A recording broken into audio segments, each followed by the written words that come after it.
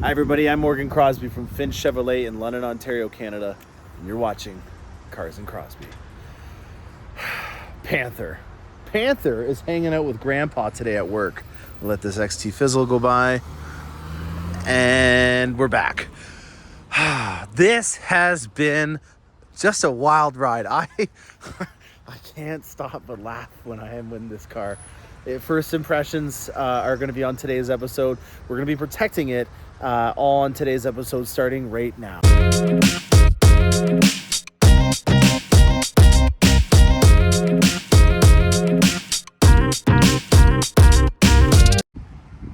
All right.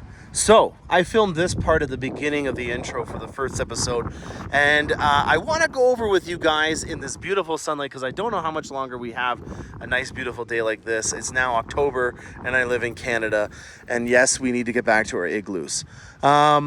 We have a really cool paint. This is something that I really want to focus in on, especially because we are about to, on Tuesday, drop it off to get its protection done. So this is the first thing that I'm going to be doing with the car. I have never painted it. Sorry, I've never washed it. Hopefully I've never painted it. It only has 80 kilometers on it. I've never washed it yet. And I'm wanting to wait for them to protect it and do everything because this is a matte paint and we've got a lot to cover in regards to matte paints.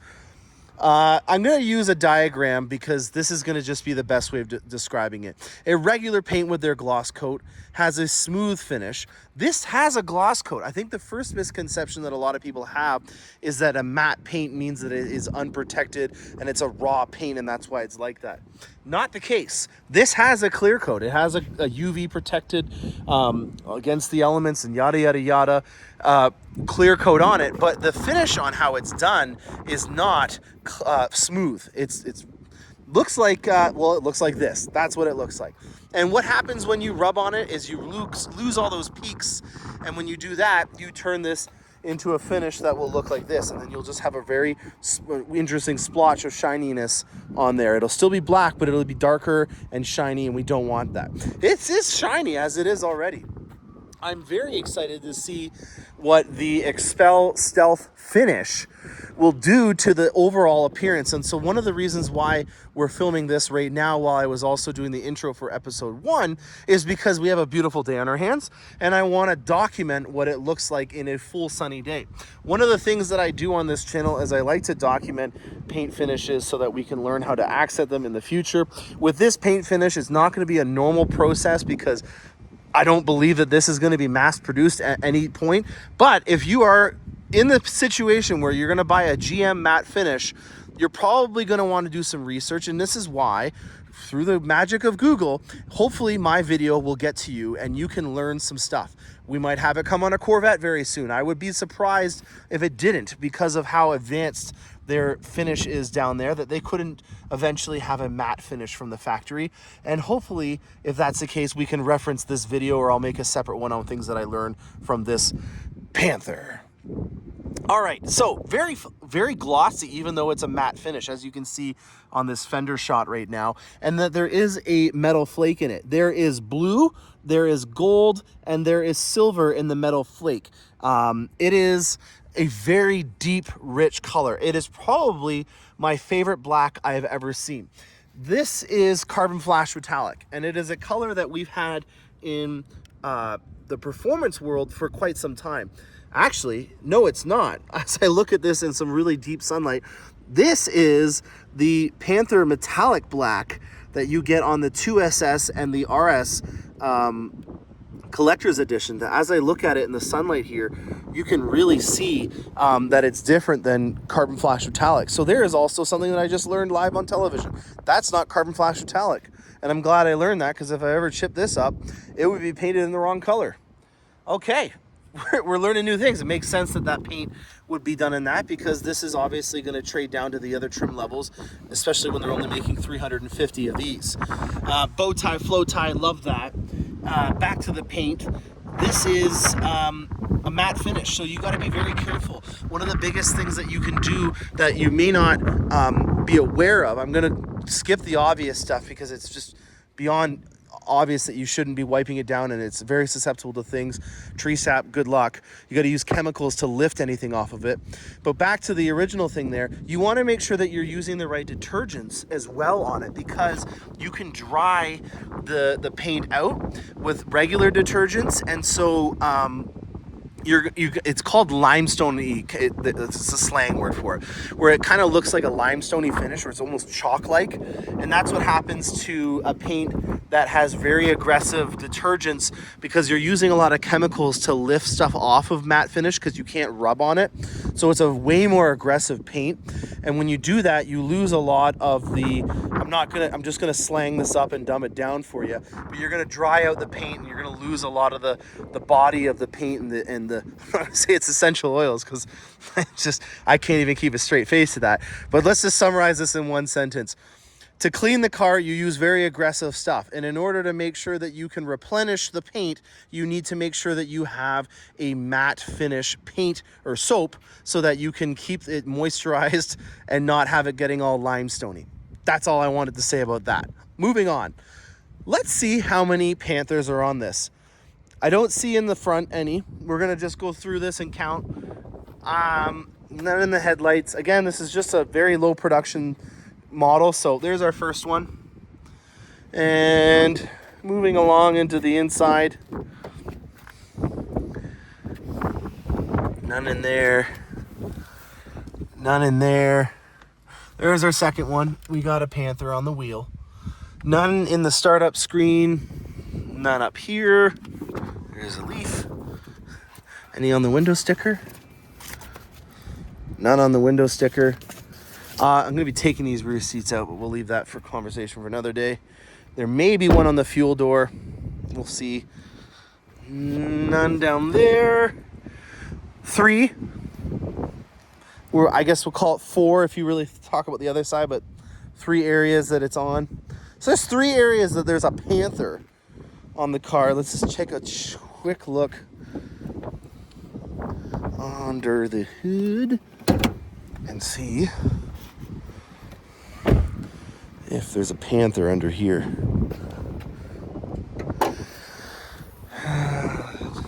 Performance. Boy Ben. No Panthers. On a side note, when we were doing the pre-delivery inspection, we noticed that there was no fire shielding underneath here. This is a cowled hood because of how large the LT4 Eaton supercharger is.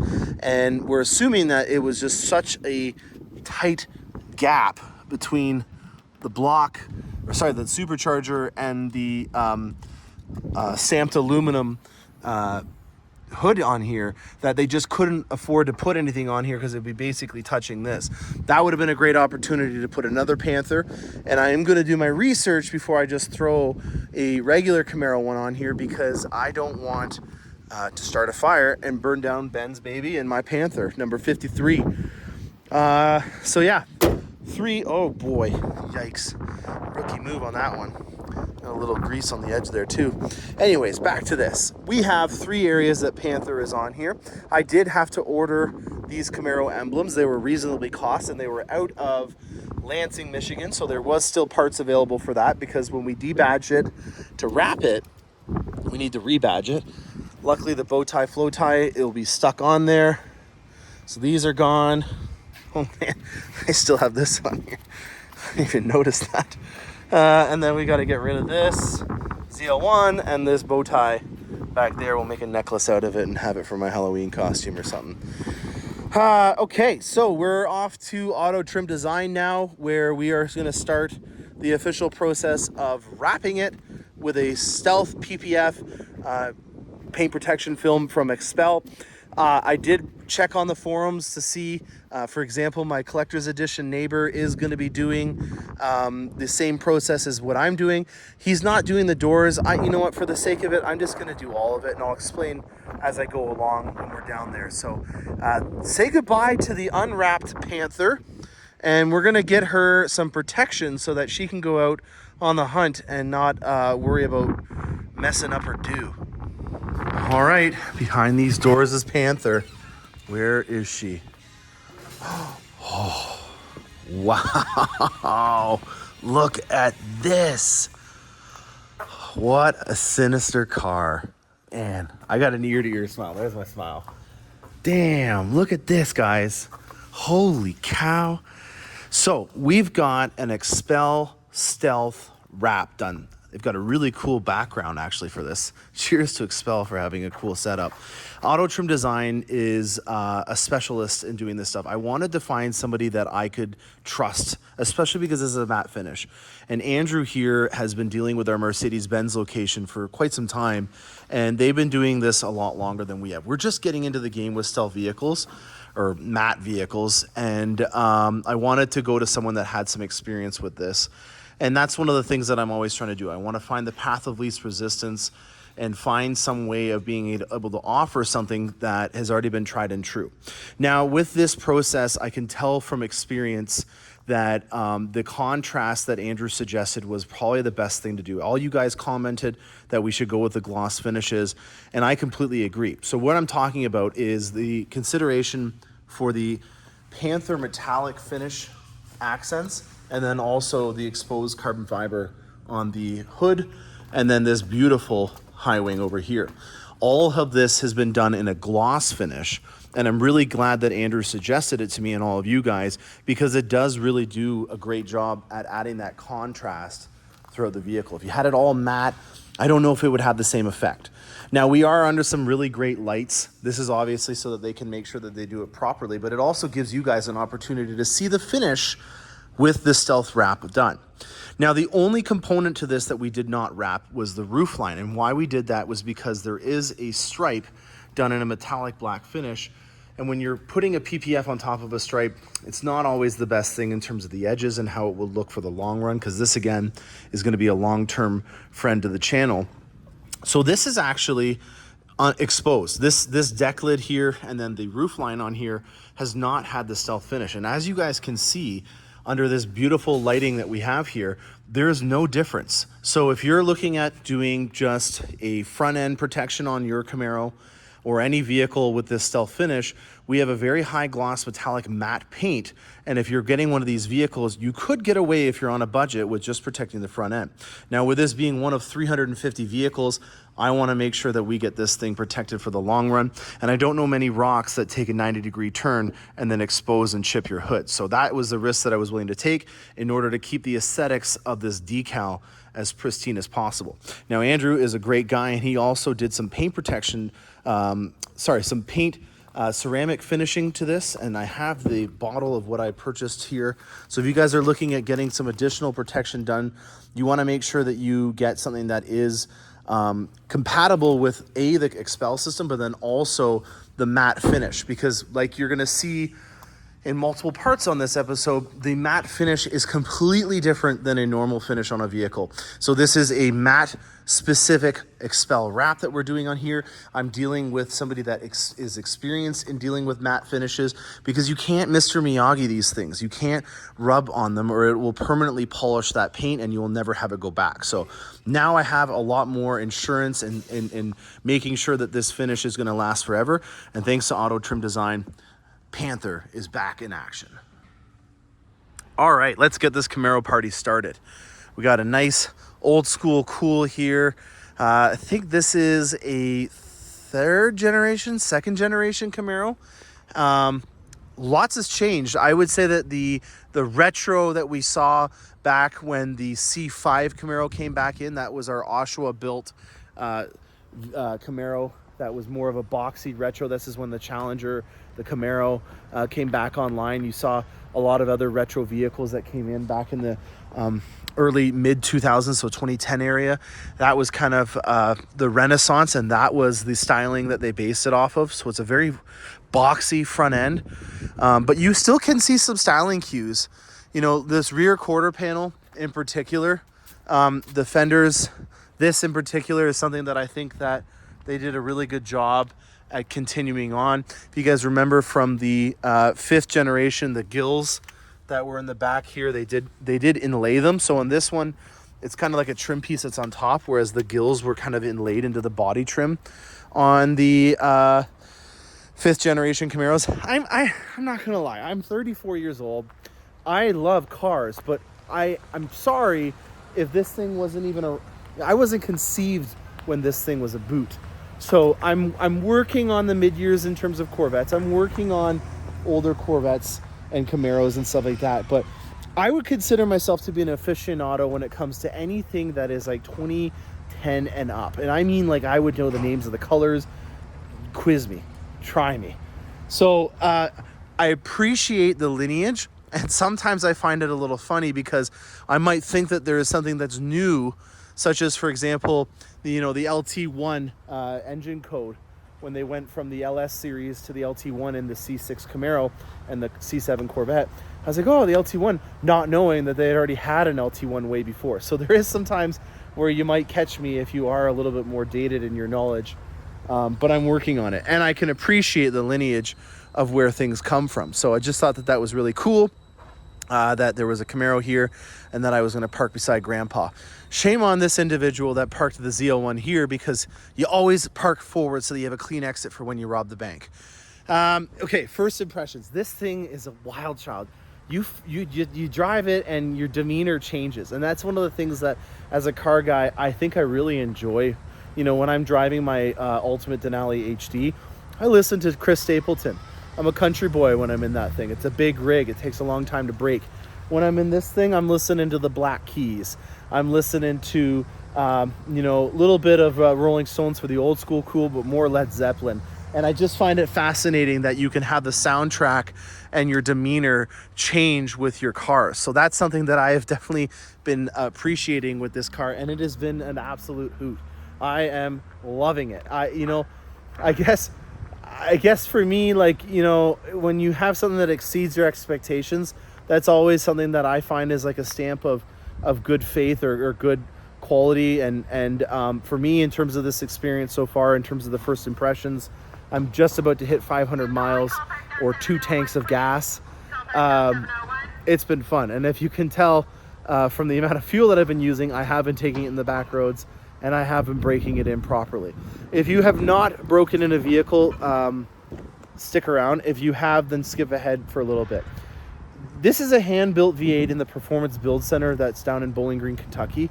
It is a masterpiece. It is a push rod with an Eaton supercharger on it. And let's just actually give a shout out to the maker of this. I did already tell you guys once, but this is a work of art. So these are longer doors because it's a coupe. And she's a little dusty, so I gotta be careful with rubbing up against her. Get that leafer out of here. All right, let's get this aluminum hood up. There she is. Ben, you did a good job. She's almost broken in. So Ben here makes 2 of these a day in an 8-hour shift, and they are dynoed from the factory.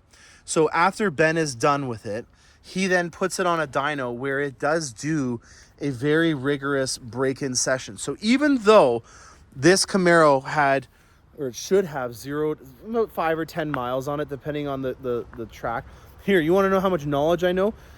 There's never going to be less than 4 miles on your odometer, because that's the length that the factory is from the time that it starts to the time that it gets onto the truck and off the truck and at your dealership. So you'll never see a vehicle that has less than 4 miles on the odometer.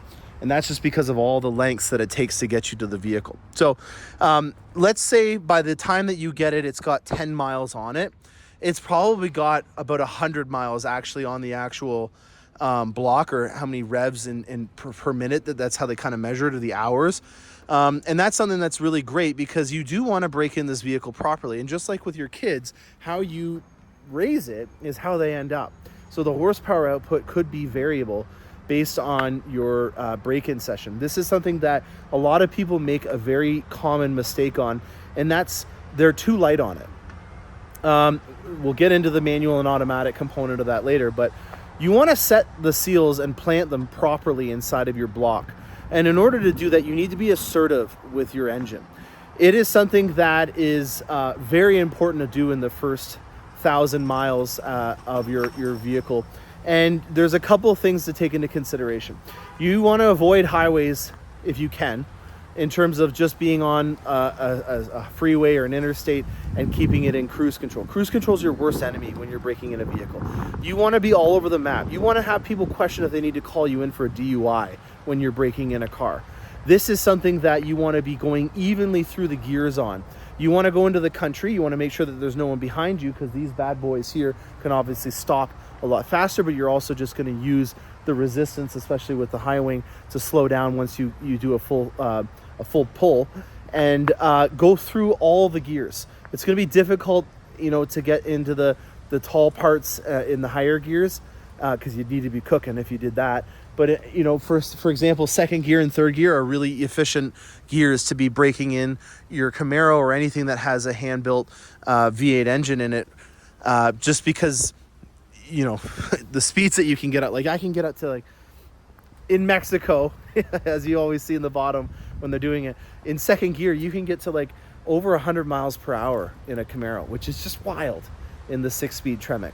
So you want to be assertive. You don't want to put it in cruise control. You don't want your RPMs at the same thing. You want to be evenly going through the gears. Driving it in a rural area where there's concessions that, you have a stop every 2 or 3 miles, that's a great area for you to be able to get through all the gears evenly, or make sure there's no one behind you. Keep it in second, do a pull, and then let it naturally go down and then go back up again. You don't want to over rev it. On an automatic, it's going to have an algorithm that determines when it should shift, and it's not going to want it to go over about 4,500 RPMs. In a manual, you can do that. It is a race vehicle. Like this is not built to be babied. So inherently, it's going to be able to take it, but you want to be reasonable on the amount of times that you rev it over 4,000 RPM for the first 500 miles. You can do it. It's not going to blow up. You got your friends with you. It's a Friday night. You just had some steaks. You want to show the moose boss. Go have at it. But don't repetitively do it. And obviously, warming the vehicle up is extremely important. With it being a manual, you can't remotely start it. And there's a lot of people out there that will get right into their vehicle and they will just start letting it rip. You have to let it warm up, especially when you're in the break-in stage. So making sure that you're watching the temps, getting it to around 100 degrees Fahrenheit on the oil is an absolute must before you start going over the RPMs, over at least 2,000 RPMs, let alone even considering 4,000 plus. So you can let her rip. You can let her growl. If you have a manual, you got to be very conscious. Make sure that you're using your heads-up display, or just use your ears to be short shifting essentially. And then for your tires, they're going to be vulcanized. They come out of a kiln and there is a hard coating on them. Make sure that you wear that off, and make sure that you realize that you may have worn it off on the rear wheels because it's a rear-wheel drive vehicle, but you may not have done that on your fronts. So don't put a lot of throttle input and steering input in at the same time, because you will find that you will lose traction because the tires are very hard. And if you're in and around the northern states and provinces, you're going to be getting into some colder temperatures very soon with a very fresh set of tires, and that's never a good combination.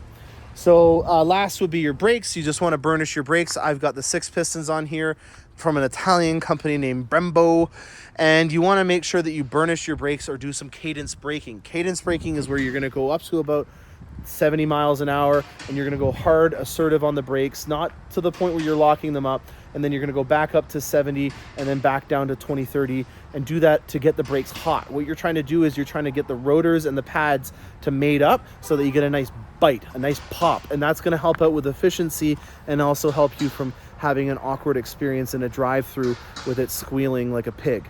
So I think that's all to be said about the break-in session with Panther. And if you have a vehicle in the future, if you've skipped ahead, this is where you can start watching and enjoying. We're going to go into the interior, and I'm going to show you a few things. I'm going to take her outside of where she is, because I can't really get in right now with how scrunched up she is. All right, we're back. This episode's getting long, so let's wrap this up. This has been just an amazing experience. I'm very happy. I'm ear to ear, as I say. As you can see, the wrap is doing a really good job, or PPF. I really enjoy the contrast of the carbon flash metallic or mosaic black metallic accents. So I did look it up. It isn't the Panther metallic. This is actually mosaic black metallic. So we've got the gloss finish on there. We've got it on the Stinger hood and the exposed carbon fiber. We've left this exposed because we have the decals. And then this beautiful piece has also been PPF'd, which is just remarkable. Like the amount of detail that it takes to do this, money well spent, especially because I'd hate to have something scuff this up. So some protection there is going to go a long way in paying it forward. We have about 800 kilometers on it right now. It is not recommended, but I do it. I know that people may think that that's not a good idea. I think it's a great idea. You get 2 free oil changes from General Motors, and I can't think of a better use of an oil change than to get all of that break-in stuff that's inside of the LT4 out of there, especially because I probably only got a few more weeks before I have to store her. With this being a front engine vehicle and having a very wide, fat rear tire, this is horrible in the snow. I know from experience on my last one. So there's no way that I'm driving this in any snow whatsoever. So I got a few weeks left with her. I wanted to get it broken in. I wanted to get a free oil change done. Yeah, so that's all I have to say about that. In terms of the wrap finish, you want to make sure that you go with somebody that's going to go the extra mile. So do stuff like the covers on the door handles. Make sure that they do the mirrors and stuff like that. You really want to make sure that you're going to protect your investment, especially on this. Now, for all the collector's edition owners out there, the spears have been something that people have been talking about. These were supposed to be black. That was on the one that was advertised and everything. Conveniently, when you look at the window sticker, it doesn't mention anything about this in the collector's edition. So that's not something that was openly acknowledged and noted.